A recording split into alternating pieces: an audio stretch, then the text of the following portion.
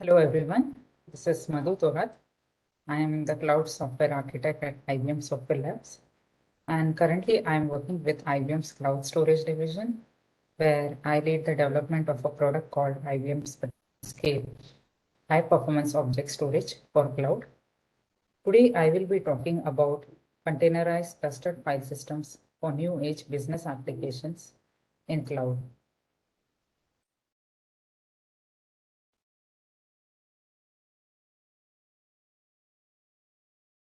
So let's have a look at the agenda for this session. First, we will see what is a container and container orchestration. Then we will see what is the need for clustered file systems. We will also have a look at the requirement for persistent storage for containers. And lastly, we will have a look at the need for containerized clustered file systems. So let us get started. Let us first see what is a container.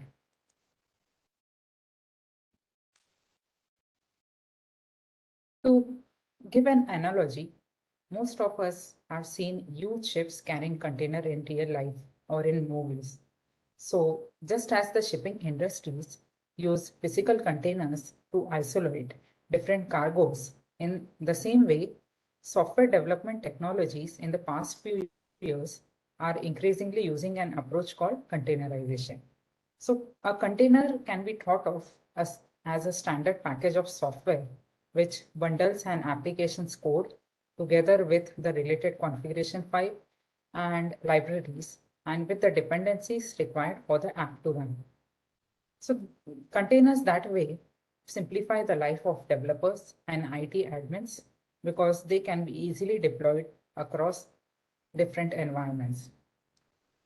Here in the uh, bottom of the slide are shown different containers. The first one is for the application Tomcat. Along with it are bundled the Java and Debian libraries. Then in the second container, we see the MySQL application, which is bundled with the Ubuntu libraries. So as we can see, based on the application requirement, different application code layers are bundled with the configuration and libraries that they need. And that's how containers are very flexible because they allow bundling of applications based on the application requirement.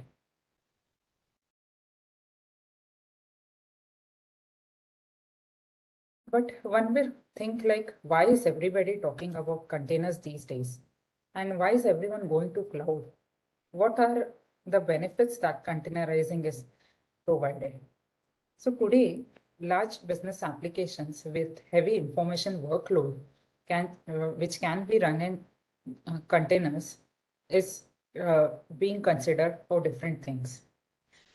And these applications need to be scalable to be able to grow and shrink based on the business needs. They also have the requirement that the application should be robust and it should be highly available. To meet these requirements, enterprises are adopting application modernization by containerizing the applications rapidly. And containers help here because they provide a lightweight, immutable infrastructure for packaging the application with the required dependencies. And in fact, if we compare containers with a traditional file system or virtual machine, containers do not contain the operating system image. So this makes them more lightweight and portable, and it eases the life of the developer or IT admin as the containers can be deployed anywhere on any platform with minimal or no modification. Here at the bottom of the screen are shown some benefits for containerization, such as portability, faster delivery of enhancements, efficiency as less resources are utilized and the resources uh, being used are having higher utilization, agility, then improve security as containers isolate applications, and containers provide faster startup and they are easy to scale. Now, so what are the benefits of using containers? Now let's check what is container orchestration and why would enterprises need it. Let's consider an example.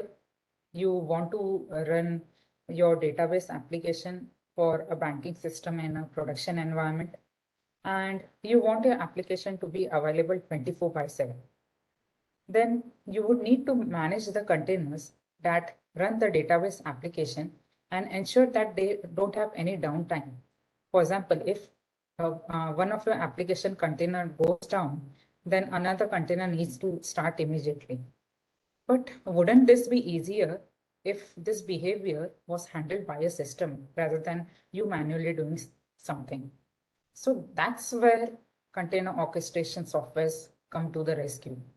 Container orchestration softwares or container orchestration systems provide enterprises with a framework to run application containers in a distributed fashion. It takes care of the failover, scaling of the containers. It provides ways to schedule containers, and it also provisions storage and does many other things. So, for example, one popular container orchestration system is Kubernetes, which can easily manage a canary deployment for your system. So, to overall conclude, uh, con container orchestration would be focused on managing the life cycle of containers and provide help to the application developers and the enterprises in their dynamic environments. So here in the slide are listed some popular container orchestration softwares like Kubernetes, Red Hat OpenShift, Docker Swarm. They all automate several aspects like they help with the configuration of containers. They help with scaling, so you can increase the number of containers or bring down the number of containers based on the requirement. They help with load balancing, scheduling, and many other aspects. Now let's have a look at why containers need persistent storage. So we know by now that containers have become very popular. They are used in cloud. But if one observes containers by design, they are stateless as they need to be scalable and easily maintainable. But since stateful applications are being containerized rapidly, the requirement for having storage for containers has started getting more and more focused. And different vendors took different approaches for provisioning persistent storage. Like some of the vendors are like Kubernetes, Dockers, and several other vendors. Among these, Kubernetes is one of the hottest container management tool today. And for persistent storage, Kubernetes offers persistent volumes that provide an API for users and administrators, which abstracts the details of storage on how the storage is provided from how it is consumed.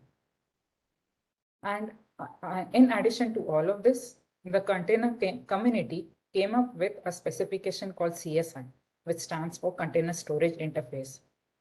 The CSI provides a standard which for exposing arbitrary block and file storage system to container world.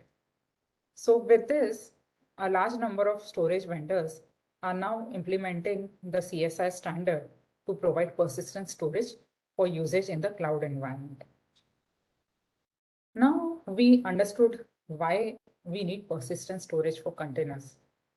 But if we want this storage to be highly available, 24/7, then we need to consider something like clustered storage systems, like clustered file systems, like IBM Spectrum Scale or Gluster or Luster, which can give the advantage of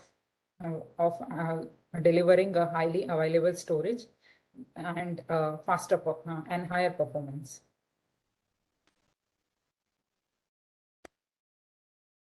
Now, in the previous slide, we covered in short how clustered file system or cluster storage can be advantageous for the containerized world. We just looked about that when we learned why persistent storage is needed. Now let's look at what is a clustered file system and why it should be used.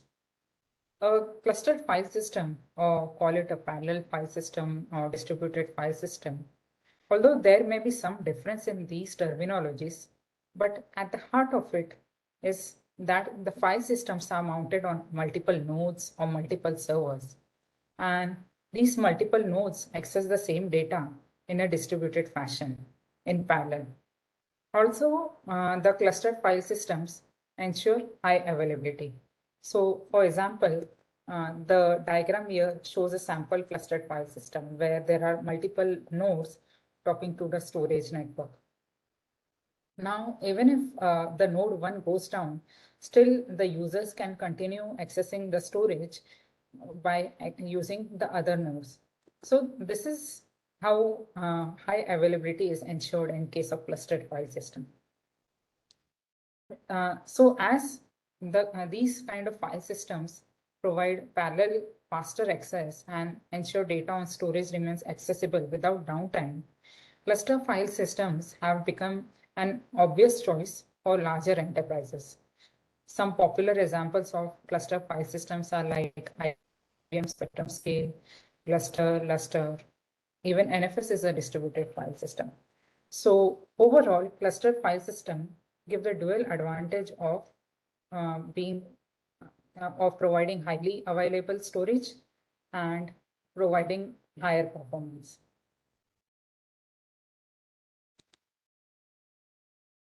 Now, before we look at uh, the details of containerized clustered file systems, one may think, why don't enterprises use the existing well-proven traditional clustered file systems for persistent storage in containers? Well, the reasons are many. The cluster file systems have been in existence for more than 2 decades, and they were designed with the goals of providing higher availability, performance, and several other reasons. But in the past decade, adaptation of cloud has increased. And for cloud storage, the traditional clustered file systems are not much suitable. Also, there is a reliance on monolithic storage softwares, which mostly are not easily adaptable in containerized environments. Moreover, cluster file system usually require an administrator who is well equipped with the storage details and storage management software. This puts an additional overhead on enterprises to hire a storage admin with the required skills for operating and maintaining clustered file systems. So overall, considering the limitations of traditional clustered file systems and the current trends and the adaptation of cloud storage, the requirement for having a containerized cluster file systems has increased.